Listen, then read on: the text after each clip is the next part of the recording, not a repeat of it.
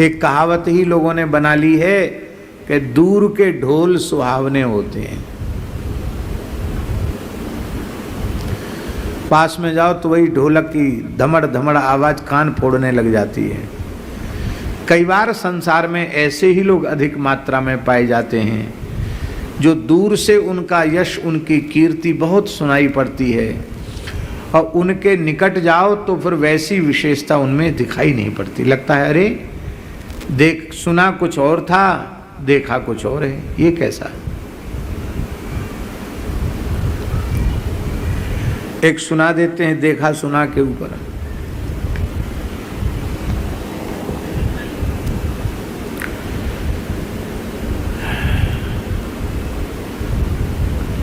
एक दंभी पुरुष था,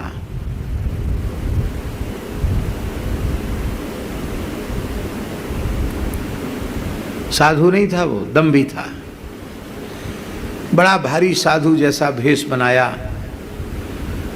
खड़ा हो जाए तो भी 2-3 हाथ जटा धरती पर बिछ जाए, इतनी बड़ी जटा, इतना बड़ा पूरा बोझा सिर पे जटाओं का। एक नगर में गया, एक सेठ ने देखा ऐसी जटा पता नहीं कितने वर्षों में बनी होगी। बोला महाराज हमारे यहाँ थोड़ा निवास कर लीजिए, आपके चरण पड़ जाएं, पवित्र हो जाए। बोला महाराज हमारे यहाँ थोड़ा निवास कर लीजिए, आपके चरण पड़ जाएं, पवित्र हो जाए। तो जैसे एक तनु ने कहा था ना कि जब से पैदा हुआ हूँ काहू के घर गाँव न गई हूँ, ऐसी उसने भी कहा। हम तो कभी किसी के यहाँ गए नहीं, लेकिन आप तुम भगत आदमी हो, तुम्हारा मन तोड़ना अच्छा नहीं है, लेकिन हम भीतर घर के नहीं जाएंगे, बाहर ही रहेंगे। हम तो तपस्वी हैं, बने हुए मकान में नहीं जाते हैं।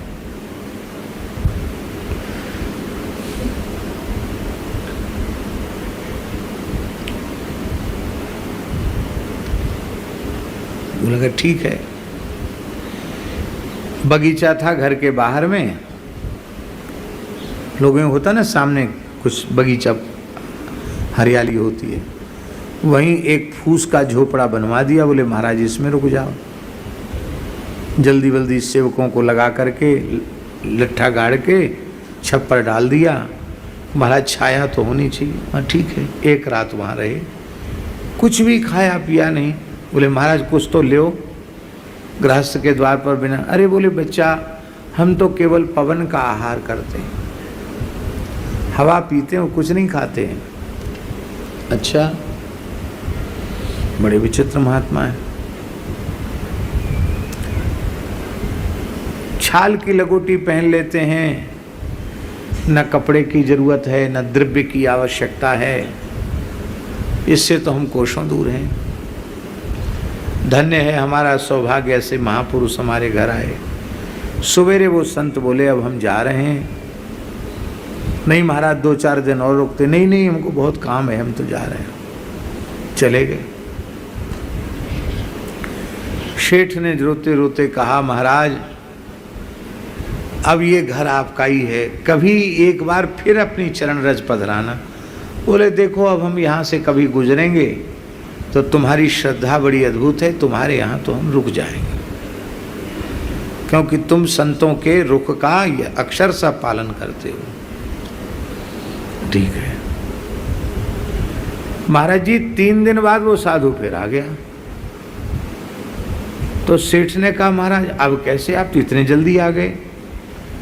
बोले घास का तिनका जटाओं में उलझ कर आ गया। अरे राम राम, इतनी बड़ी चोरी, आपके घर का तिनका और मैं अपने आश्रम तक ले आऊं। तो महाराज ये वापस कर ले, आप रख लो उसको तिनका। अब तो उसकी और ज्यादा श्रद्धा दृढ़ हुई। ओहो, अरे महाराज ये तो वैसे ही हमको झोपड़ी हमारे किस काम की है, आप कभी आते तो ठहरते, एक तिनका लौटाने के लिए आप 1.5 दिन तक लगातार पैदल चल के आए। अरे राम राम, बड़ा कष्ट हुआ आपको। नहीं बच्चा, कोई कष्ट नहीं, धर्म तो हमारा बच गया। बोला महाराज अब आपका धर्म तो बच गया, अब आप ऐसी कृपा करो कि मैं इतना बड़ा हो गया, अब बुढ़ापा आ गया मेरा, 55-56 का हो रहा हूँ, वृद्धावस्था की ओर बढ़ रहा हूँ, मैंने आज तक गंगा स्नान नहीं किया। तो वो दम्भी बोला क्यों नहीं नहाए गंगा जी? अरे राम राम, गंगा नहीं नहाए तो तुम्हारा जीवन बेकार है। बोले सच्ची बात बताएं संत जी, इस डर के मारे नहीं कि घर में कोई विश्वास पात्र चौकीदार नहीं मिला, हमारे जाने पीछे कोई कुछ कर दे तो। अब कहने में तो बहुत संकोच है, वैसे तो सब रहेगा यहाँ, सेवक सब रहेंगे, और आप इसी झोपड़ी में जब तक हम गंगा जी नहा के ना आवें तब तक आप यहीं रह जाएं तो बहुत अच्छा है। सिठानी तो यहीं रहेगी, वो सेवा करेगी, हम आए फिर आप चले जाना स्थान में, जंगल में चले जाना। वो दम्भी बोला कि वाह जी वाह, आपकी श्रद्धा भी खूब है, तपस्वी साधुओं से चौकीदारी कराओगे? नहीं नहीं महाराज, हैं करके पैर पकड़ लिए। नहीं महाराज, आप तो परमार्थ के कारणे संतन धरा शरीर। जब गृहस्थियों को अपना काम चलाना होता तो बाबा जियों को यही दुहाई देते हैं, उनके भीतर थोड़ा उत्साह जगाते हैं। अरे आप तो परमार्थ के लिए साधु बने, आप इतनी सी बात पर आपको तकलीफ हो रही है। सुनी हुई बात नहीं बता रहे हम, आंखों देखी बात बता रहे हैं। भरी हुई बस में कंडक्टर बोला, ए बाबा उठ के खड़े हो जाओ। कहा क्यों खड़े हो जाएं? बोले देखो ये महिला खड़ी है, आप कैसे साधु हैं, आपके मन में इतनी दया नहीं है? लेडीज खड़ी है, आप बैठे हैं।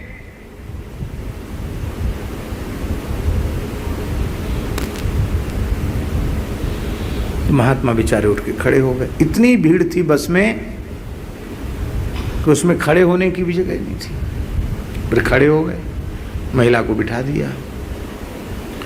तो उस महात्मा ने कहा कि कंडक्टर साहब एक बात बताओ, हम तो वैसे भी उम्र वाले हैं। वो महात्मा बाबा महात्मा भी थे, 70-75 साल की उम्र के थे। तो हम तो उम्र वाले हैं, हमको आपने डांट के खड़ा कर दिया, मैं खड़ा भी हो गया। पर यहाँ 20-20, 25-25 साल के जवान बैठे हैं, इनको आपने क्यों नहीं कहा कि लेडीज खड़ी है आप खड़े हो जाओ?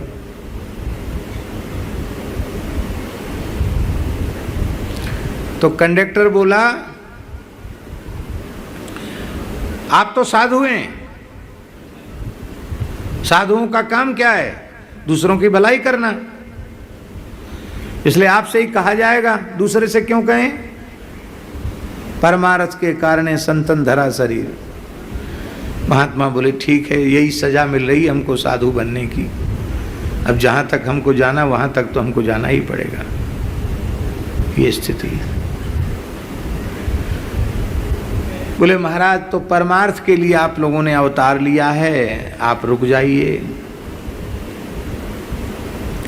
वो गया गंगा नहाने, और इधर वो तो साधु नहीं था लालदास जी महाराज, वो जटा वटा भी उसके सब नकली थे वो सब नकली बनाए हुए थे। वो तो बदमाश था एक नंबर का। वो देखते आया था कि घर में बहुत माल पानी है, उसने पता नहीं क्या विद्या चलाई, सिठानी को अपनी ओर आकृष्ट कर लिया। और वो जवान आदमी था, लेकिन वो भेष बनाए था बड़े भारी संत जैसा।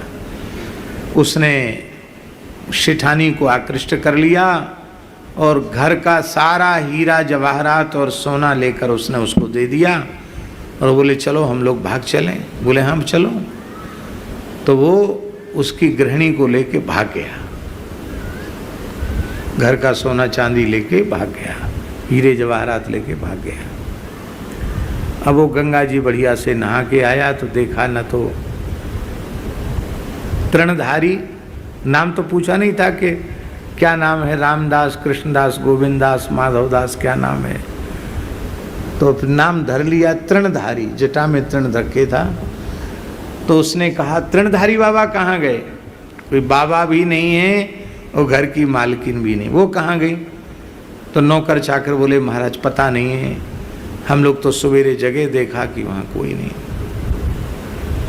अब देखा घर में घुस के तो तिजोड़ी जोड़ी सब जय सिया राम, क्योंकि चाबी तो सब पत्नी के पास थी ही, सारा सोना चांदी हीरा जवाहरात गायब। तब रोता हुआ बेचारा वह व्यक्ति खोजने निकल पड़ा। तो एक जमुना जी के किनारे एक ऐसे महानुभाव दिखाई पड़े जिनकी बड़ी भारी प्रसिद्धि थी कि वर्षों बीत गए ये कुछ खाते पीते नहीं, गीली गीली मिट्टी शरीर पर लगा के बैठे रहते थे, धूना जलता रहता था, दिन भर बैठे रहते थे, रुपया पैसा चढ़ता रहता था। तो अब वो दूध का जला मट्ठा को भी फूंक फूंक कर पीता है। तो तृणधारी ने ऐसा उसको छका दिया था, उसको लगा कि यहाँ भी देखना चाहिए असलियत कितनी है। वो वहीं रह गया बेचारा सेठ।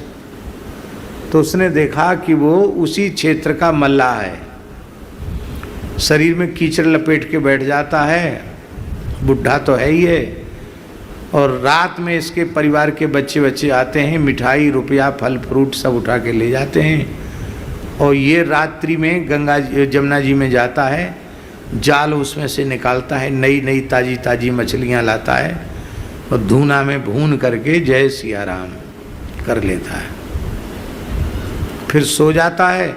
सवेरे जब लोगों के आने का समय होता आँख मूंद के बैठ जाता है। इसी से खूब रुपया पैसा कपड़ा भेंट दक्षिणा सब आती। बोले वाह जी वाह, आगे बढ़े। वो बढ़ रहा था, साधु नहीं खोज रहा था, वो तो तृणधारी को खोज रहा था और अपनी गृहिणी को खोज रहा था। खोजते खोजते एक राजा के राज्य में पहुंचा। तो वहाँ जैसे यहाँ सत्संग सुनने के लिए इतनी भीड़ इकट्ठी है, वहाँ राजा संगीत प्रिय था, संगीत का शौकीन था, और तान टप्पे वाले सब बढ़िया सब बैठे थे, सरंगी, बांसुरी, सहनाई, मृदंग, तबला वगैरह जितने बाजे थे सब तरह के साजिंदा लोग बैठे थे। राजा बैठा था और वो जो तृणधारी था उसके न जटा और न दाढ़ी न मूछ, बढ़िया अच्छे घुंघराले वाल, चुस्त चूड़ीदार पैजामा पहने हुए था और किनारीदार बढ़िया चुन्नटदार घेरावदार कुर्ता पहने, जैसे अभिनय करने वाले लोग पहनते हैं, पहने हुए था। उस सरंगी पर स्वर दे रहा था खड़े खड़े, और वो जो सिठानी थी वो कथक सीखी हुई थी, वो नाच रही थी, पखावज वाले पखावज बजा रहे थे। सेठ भी वहाँ बैठ गया बेचारा कुर्सी पर।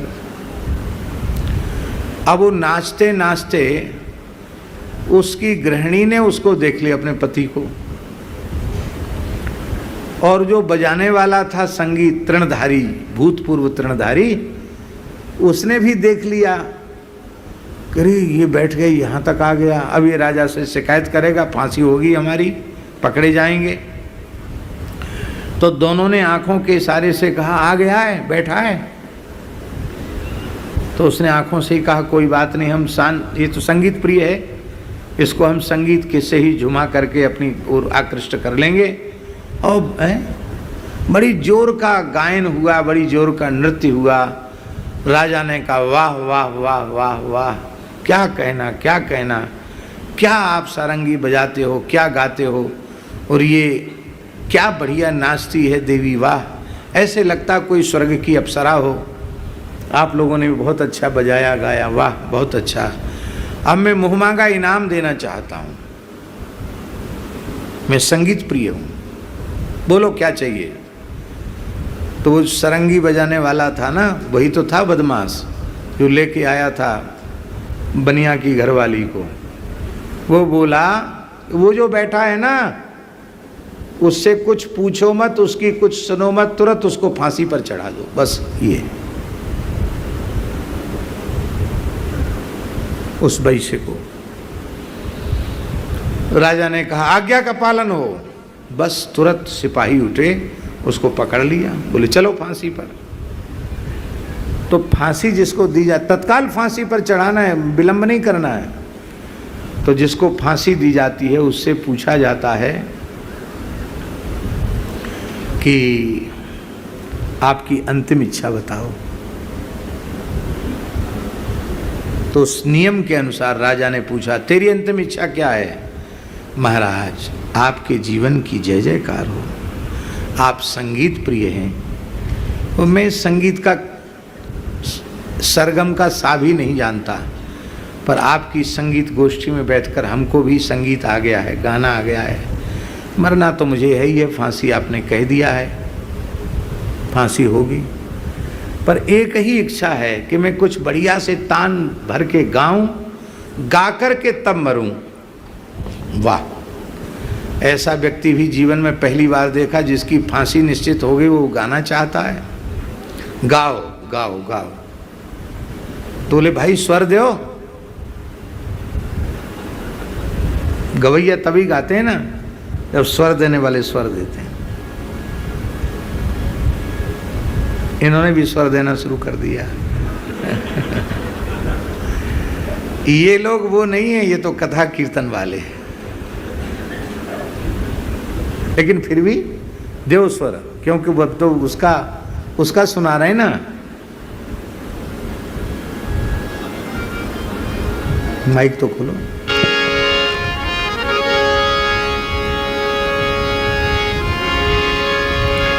एक देखा तृणधारी, ले गया बनिया किनारी। एक देखा तृणधारी, ले गया बनिया किनारी। एक देखा तृणधारी, ले गया बनिया किनारी। एक देखा तृणधारी, ले गया बनिया किनारी। एक देखा जलाहारी, आधी रात मच्छी मारी। एक देखा जलाहारी, आधी रात मच्छी मारी। एक देखा राजा अंधा, पकड़ा बंदा छोड़ा गंदा। एक देखा राजा अंधा, पकड़ा बंदा छोड़ा गंदा। एक देखा तृणधारी, ले गया बनिया किनारी। एक देखा तृणधारी, ले गया बनिया किनारी। कभी भी हो गया महाराज, गीत गाया उसने। हम तो उतना बढ़िया नहीं गा पाए, बढ़िया गाया होगा। राजा बोला वाह वाह, आपका स्वर और क्या कहना, बहुत अच्छा गाया आपने। इतने अच्छे गवैये को मुझे मृत्यु दंड देना पड़ रहा है, पर एक बात है, मेरी आज्ञा है। तुमने गाया तो बहुत अच्छा, इसका अर्थ मेरी समझ में नहीं आया। इसका अर्थ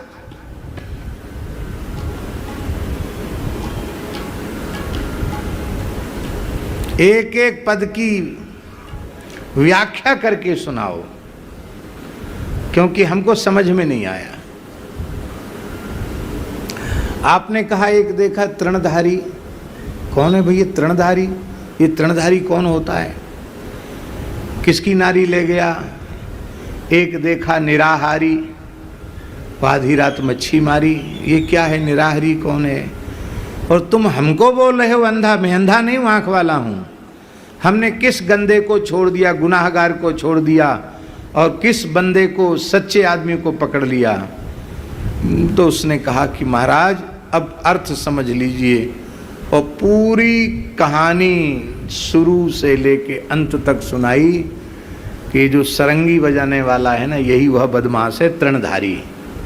ये हमारी गृहिणी को ले आया, और वहाँ हमने जमुना किनारे एक मलाह को देखा जो इस तरह का नाटक किए हुए बैठा था, और एक मैंने आपको देखा कि आपको पूछना चाहिए था, भाई बिना किसी अपराध के मैं किसी को मृत्युदंड कैसे दे सकता हूँ? आपने बिना छानबीन के कह दिया ठीक है इसको फांसी पर चढ़ा दो। तब राजा ने अपनी भूल स्वीकार की, तृणधारी पकड़ा गया, उसको फांसी हुई, निराहारी भी पकड़ा गया, उसको आजीवन कारावास हुआ, और जिसका जो था उसको वापस दिया गया। बोलो वृंदावन बिहारी लाल की जय।